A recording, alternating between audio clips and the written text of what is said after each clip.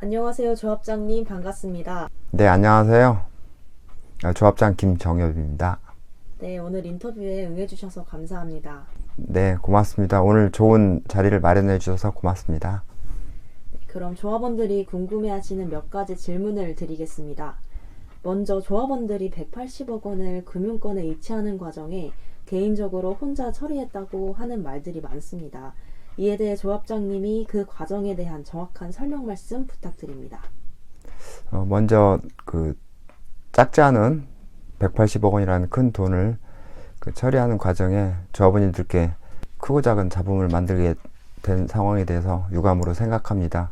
제가 180억 원을 유치하는 그런 과정은 이사회에 간담회에서 충분하게 설명을 드렸고, 정기이사회에서는 보고를 드리는 과정을 거쳤습니다. 다만 그 당시에 이율이 많이 바뀌고 있었고, 또 제가 봤을 때는 저희 조합의 신뢰를 높이기 위해서는 분산을 해야 한다라는 그런 원칙 하에서 많은 금융권을 만났고 팩스나 내용으로 접촉을 했었습니다. 상위 두 업체를 추천하는 안이 이사회와 대의원 총회를 통과했습니다.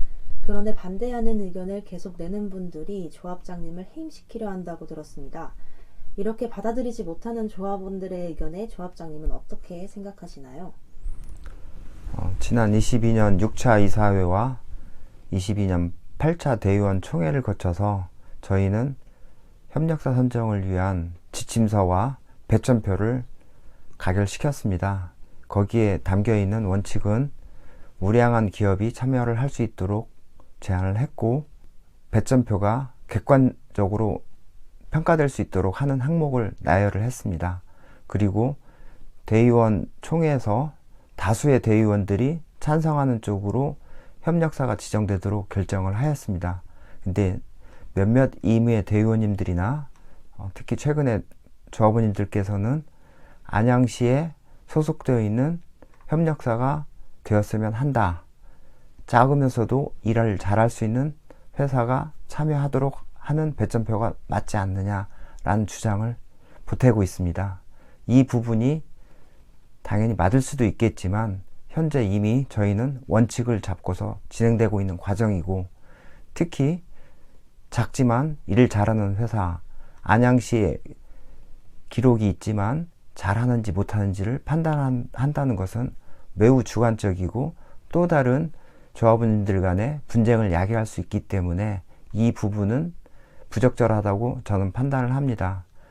혹시나 조합원님의 의견이 반영되지 않았다 하더라도 대의인 이사회와 대의원에서 결정된 사안에 동의하시고 그 절차대로 진행할 수 있도록 도와주시는 게 저희 조합원님들이 하실 역할이라고 생각합니다.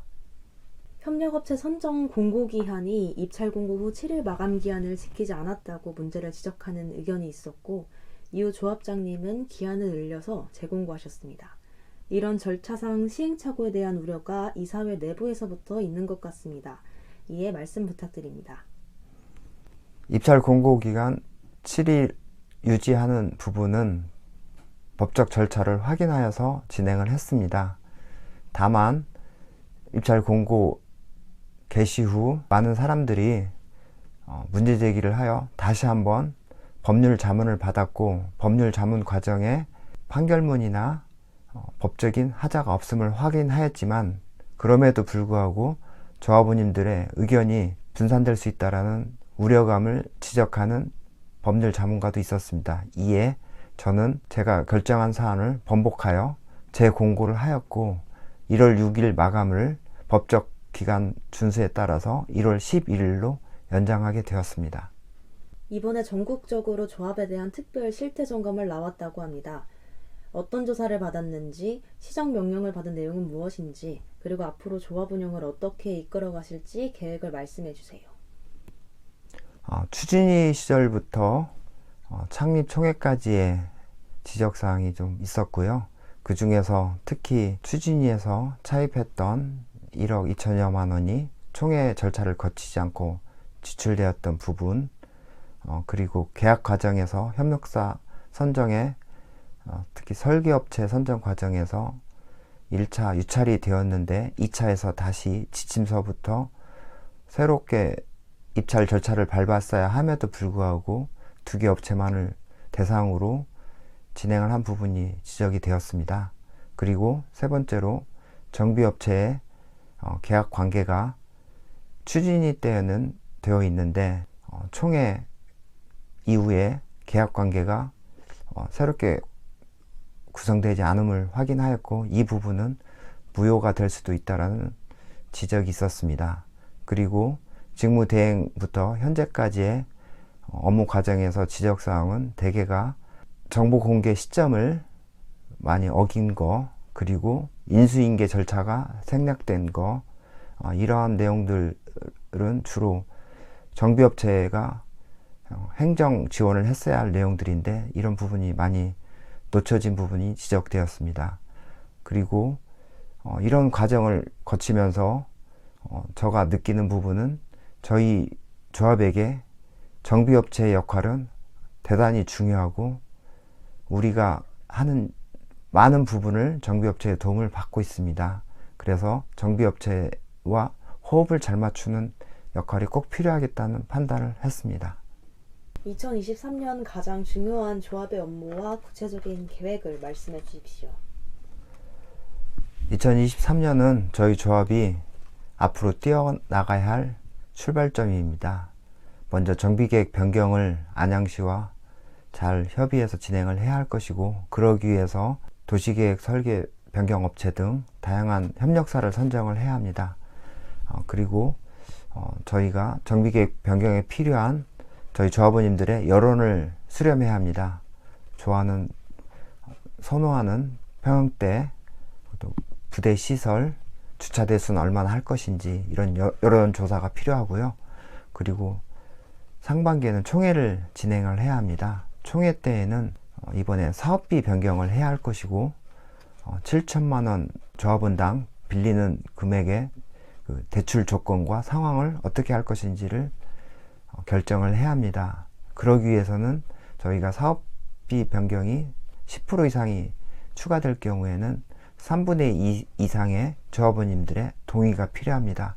그래서 총회가 조합원님들의 의지를, 중지를 모으는 아주 중요한 총회가 될 것으로 예상을 합니다. 그리고 끝으로 제가 조합원 여러분들께 드리고 싶은 말씀은, 첫 번째로 조합장의 위상은 조합원이 정하시는 것입니다. 조합장이 도둑으로 보이면 조합장은 도둑이 될 것이고, 조합장이 유능하게 일 잘하는 사람이 되도록 할 것이면 조합장은 더 열심히 분발하여 뛰어갈 것이라고 기대합니다. 그리고 두 번째로 저희는 직접 민주주의를 택하지 않고 대의민주주의를 택했습니다. 그래서 이사회가 있고 대의원회가 있습니다. 각 구성마다 특징이 있고 역할이 있습니다. 해당되는 영역을 침범하거나 월권을 하는 행위는 삼가해 주시기를 당부드립니다. 그리고 세 번째로 저희 조합은 이익 실현을 최대한 하기 위해서 가장 필요한 내용이 시간과의 싸움입니다. 시간을 줄임으로써 저희는 이익 실현을 극대화시킬 수 있다고 생각을 합니다. 선원이 밤바다에서 별을 보고 항해를 할 수 있는 것은 그것이 별이라고 믿기 때문입니다. 별을 따르는 것은 여러분들 믿음에서 출발한다고 확신합니다. 고맙습니다.